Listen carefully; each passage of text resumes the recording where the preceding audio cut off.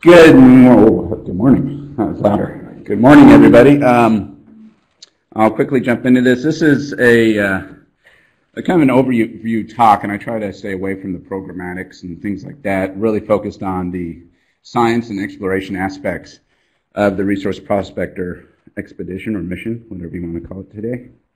And I'm preaching largely to the choir here, but I have a few background slides just for completeness on what the mission goals and the relevance are, and then more so I get into the implementation and the site selection and kind of the status of where we're at and where we're going. As we all know, in the last decade or so, we've had a renaissance in our understanding of the moon, which is pretty incredible, and not just with respect to water or volatiles, but in general, but especially with respect to water and volatiles. And this slide is just a reminder of the extent of the possibilities on the moon with respect to water, which is quite amazing. Who thought we'd be here saying there's anything from hundreds of parts per million up to blocks of ice, 10, 15 centimeter radar coherent backscattering blocks of ice on the moon, which is pretty incredible. So from a scientific standpoint, that's really fascinating. It of course, as you know, tells us potentially the history of the moon, the solar system, and relationships to life on Earth even. But Resource Prospector is very much, as its name describes, a exploration resource mission. We're very much interested in this as a resource, potentially, here on the moon, extensively then to asteroids and Mars. How do we take advantage of this hugely valuable asset off of Earth? One of the important things then to understand about this resource is its availability, its distribution, its accessibility. We, as I mentioned, over the last 10 years have come to realize that, okay, there is water there, and there's hints and evidence going back 20, 30 years. But recently we've really confirmed that there are these different forms, either hydrated minerals on the surface, potentially migrating mobile water molecules or hydroxyl molecules bouncing around the exosphere, landing in polar cold traps, making potentially frosts, blocks of ice potentially from long ago comet impacts. There's this material there that we really have a high level of confidence on, but we really only understand it from a very high level. We understand it from orbiting missions. We understand it from pinpoint measurements like for example, L-Cross here. And when we combine those data sets, we are, I'm always amazed how more and more confused I get as more and more data and analysis comes in. I think we're starting to get a better handle on it, and I was really excited by the talks I heard yesterday on potential evolution of these of water deposits, kind of tying it together a little bit better, how we could be in the situation we are, where on the moon, it's not just good enough to be cold. Some cold traps don't show any hydrogen, while some show lots of hydrogen. We're starting to understand maybe why that is, potentially. But that's at scales, again, of many, many kilometers. 10 kilometers, perhaps, is our best resolution of the hydrogen maps. And if you're interested as a resource, you don't want to have to land someplace and go explore.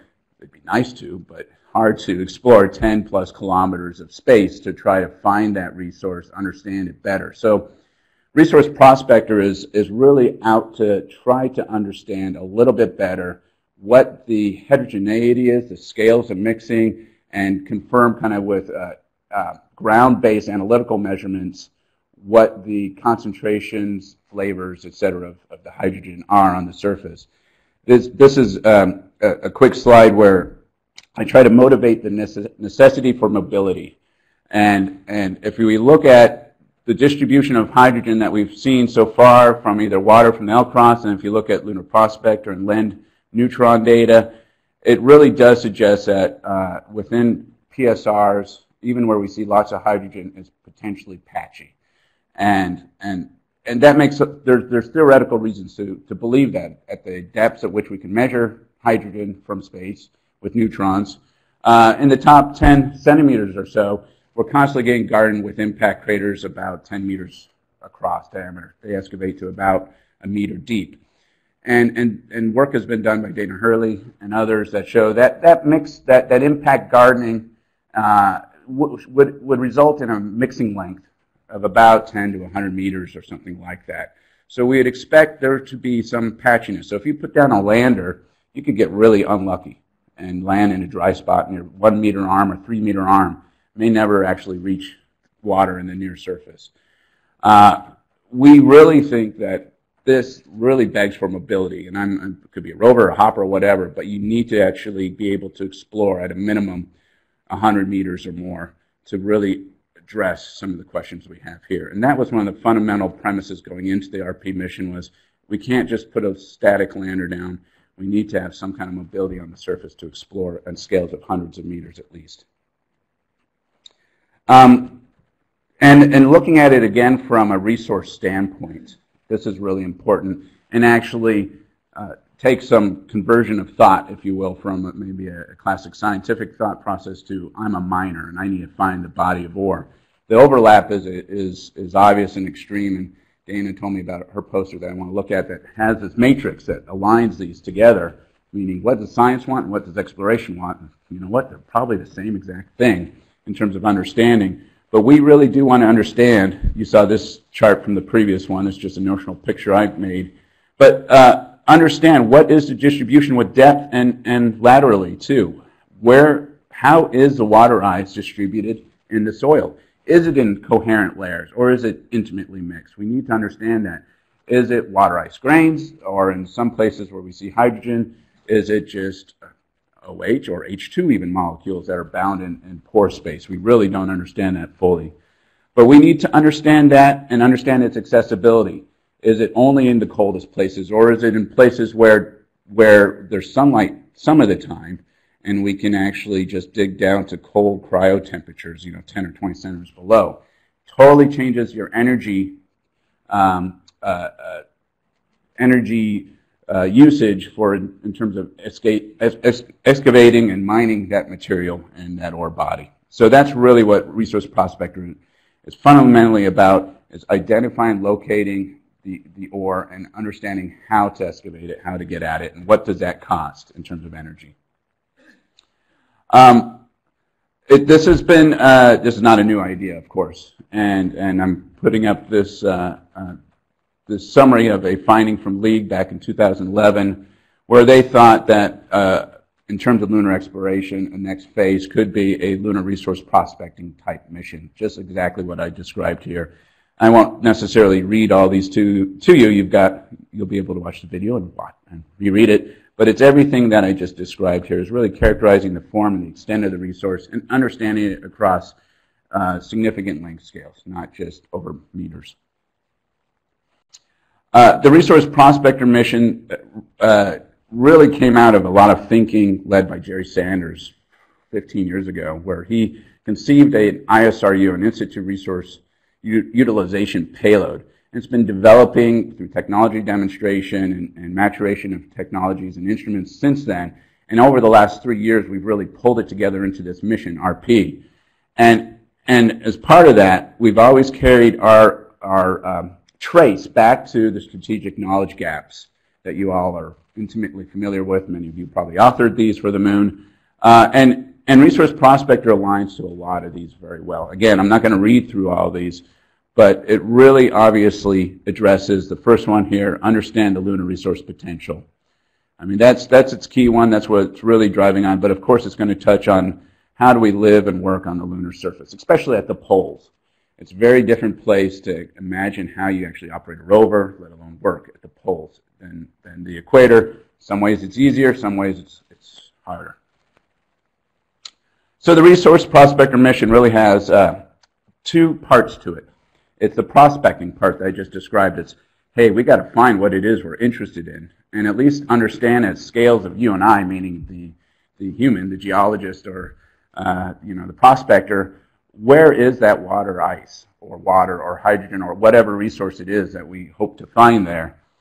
And we need to characterize it across both the surface and subsurface to some depth. Really understand where the hydrogen-rich materials are determine what those constituents are, and in a few ways. And you'll see how we do this. We do it with near-infrared spectroscopy, but also with a very capable analytical gas chromatograph mass spectrometer, something that's never flown like this to the moon. And so it really takes us to a new step. And of course, if you have a mass spectrometer, you can actually start to do isotopes. And yeah, I snuck a little science in here. Don't tell anyone. But that's actually, that from a resource standpoint, this is actually really important as well, because again, understanding the processes. Where did this water come from? Is it cometary? Is it asteroids? Is it solar? We need to have at least start to get some handle on that picture, so you can better predict where you might find resources on the moon and relate it to asteroids and Mars as well. The big picture.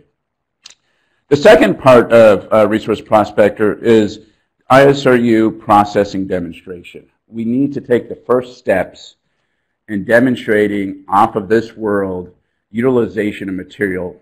And that does, and in ways we've already done this. For example, on Phoenix, when we put dirt into Tiga and baked it, that was really the first step.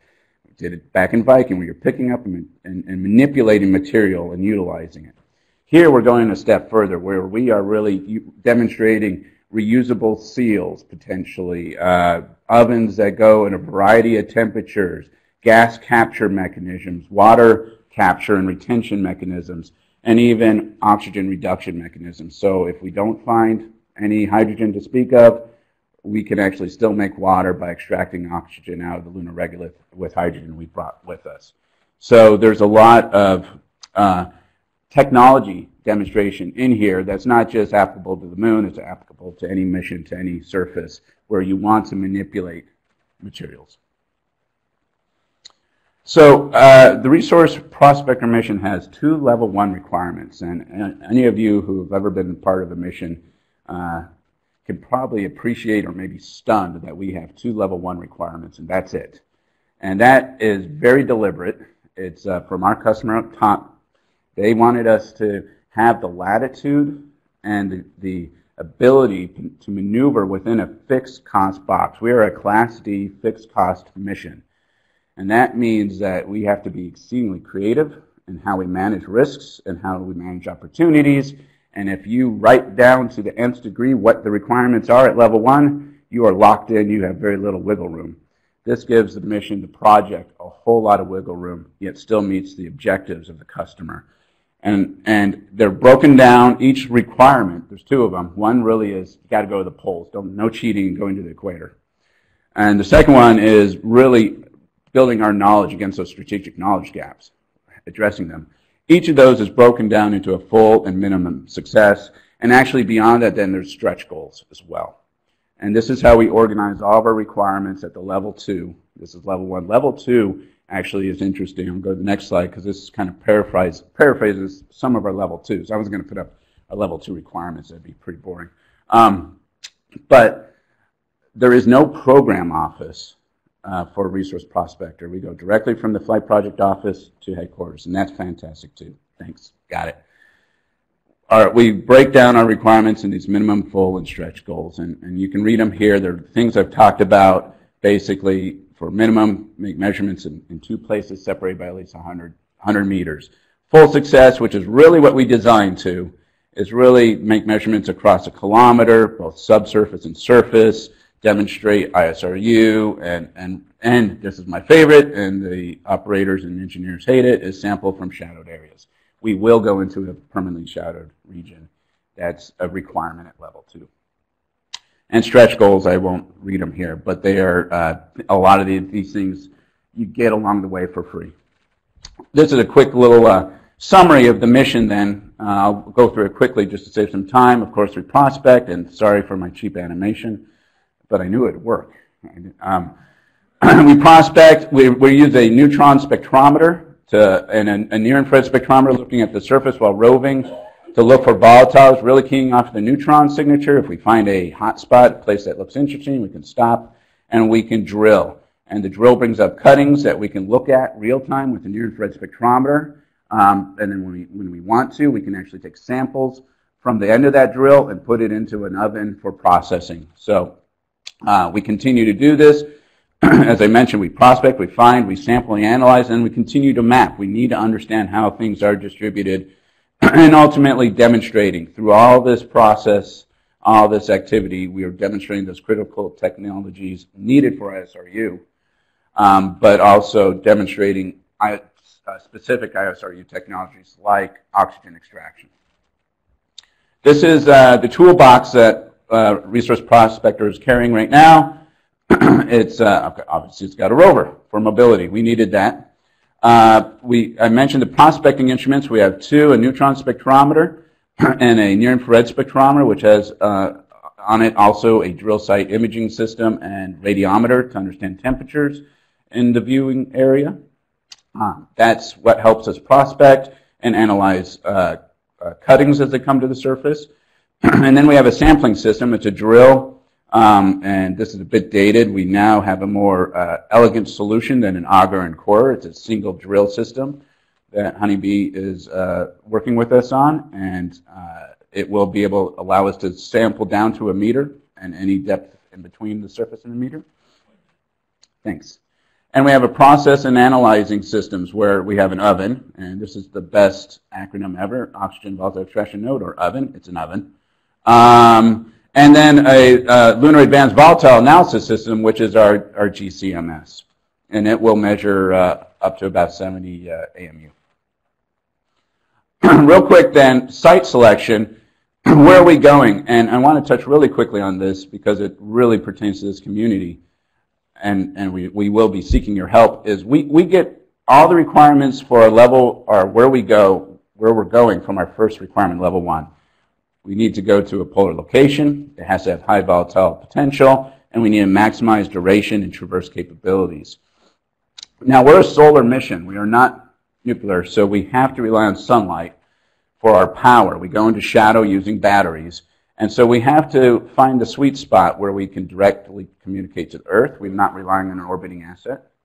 We have to have, obviously, potential for volatiles, and that's not necessarily just a PSR, but that means potential for retention just below the surface, 10, 20 centimeters below the surface. Has to be traversable. Love to go into Shackleton. That's a one-way trip, I'm afraid, from the rim down. And sun illumination. So a lot of our work has been really analyzing this sweet spot, and there are lots of places like it. And it's a matter of finding the optimum one that matches launch dates, etc. This is an example of one that's just to the northwest of Hayworth here. I won't go into the detail, but it meets all the criteria that we're interested in. We've studied it in great detail. LRO has actually retargeted. LROC team has retargeted to make some additional observations here, as well as a site in the North and Perry crater. And so we continue to do this, and we use these sites, and we plan traverses. This shows kind of a parametric view of one of our traverses. This shows, I'm moving fast because I've got probably 10 seconds. And we're really planning out in detail all the activities along these traverses and aligning it to the time, the data, the power, and the communication. And so this is really a big part of our activity in the last year from the science team, is just understanding where we're going. So RP is in phase A. It had a very successful mission concept review last fall. And we're moving towards a systems requirements review in this spring. We have a very robust, well-defined, developed payload. So it is the resolved payload that's been developed over the last 10 plus years. This landing site selection process is ongoing, and it's not something we decide today, tomorrow, or even 2 years from now. But this is one area where we really are going to pull in this broad community through a series of workshops, and those will be announced later, where we're going to pull in actually people with ideas, help us basically evaluate the ones we've looked at. We can share the tools we're developing, which are great too. This is actually going to pay back to the community in terms of we are developing new tools, including photoclinometry to get better DEMs at meter scale resolution using NACs, and so on. And ultimately, we'll build on this greater community interaction. We're interacting with League, of course, and Friends of Lunar Volatiles to really pull in the community to help RP plan. And with that, thanks.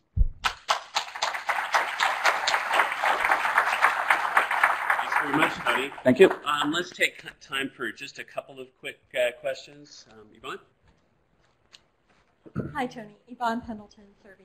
I would like to see if you want to elaborate a little bit on how you guys are using LMMP, since a number of people here have seen the demo this last couple of days, and I believe the Lunar Mapping and Modeling Portal is helping you as well. Yeah, absolutely. So in particular with landing site analysis, we needed to look immediately, as quickly as we could, for data products that could address hazards, for example. And some of the data sets that were constructed for Constellation were perfect for that. A lot of the Constellation sites were not at the poles, however, and a lot of the places RP wants to go were not part of Constellation sites. So what's going on right now is really a continuation of what LMMP did for Constellation. They are now doing for RP, providing an infrastructure, a means to create new digital elevation maps, a means to evaluate those maps against other data products.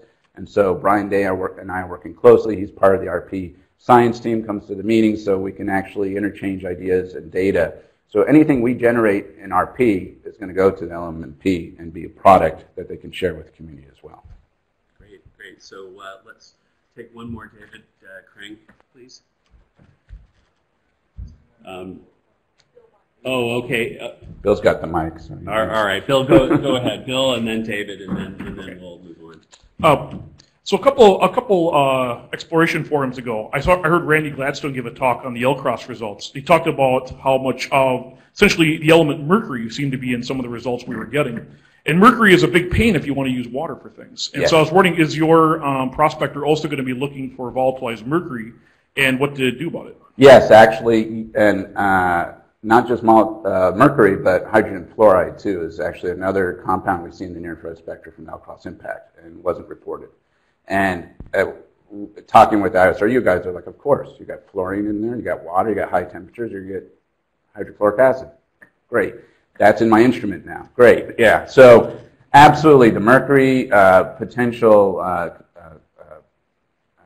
contaminants of all sorts, they are worried about and will be measured through the mass spectrometer system as best we can. It is a concern, and they're doing tests as to how it will affect the measurements. But one thing I didn't mention is the mission duration is about a week. So it's not a long-term measurement scenario. So we'll get many measurements. We'll measure those things, but the ultimate impact should be negligible to the overall goals of the mission. Yeah. Okay. One last question, David. A lot more geologic information about the distribution of the volatiles might be gained if you had trenched rather than drill. And so I'm wondering what drove you in your trade study to selecting the drill? That's a great question, and I'm still a big fan of trenching, and I'm trying to convince the rover guys to lock a wheel so we can trench, and they don't like that too much. But ultimately it came down to being able to get a controlled sample into the oven. We wanted to measure the real concentrations of volatiles. And to do that, you need to have a fairly controlled volume of material and that you could actually weigh. And they felt that engineering feels that the easiest or the most controlled way to do that is with a drill. I'd love to hear your ideas, though, on how a trenching could actually add more value to that, because we are in phase A. We're still developing this concept. But that was ultimately the reason. Initially, it was an auger and a core, where it would be a solid push tube core that would pull out. We've moved away from that because that's just technically challenging in a lot of ways. And now it is an auger with a biting flute. So you can talk to Chris Zachney about this to get details. But ultimately, it was to get controlled material into the oven, a controlled amount that you can measure. That's really what pushed us towards a drill. Okay, thanks again, Thank you. Tony.